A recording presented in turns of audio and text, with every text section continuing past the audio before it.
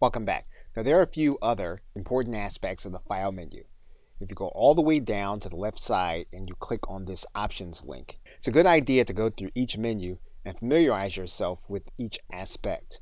For example, one aspect in particular, inside of the Save command, you'll notice that you can have your documents auto-saved every 10 minutes, which is the default, or you can reset it to another time level if you like.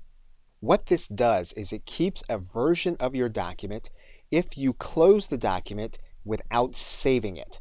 And so you can get access to the work that you've done up until 10 minutes if for some reason your computer shuts down or you forget to save. And you can designate where that document is going to be saved here in this area. And going back to the general area, one of the things you'll notice is that since Microsoft purchased the LinkedIn social network, you now have integration between LinkedIn and Microsoft Office.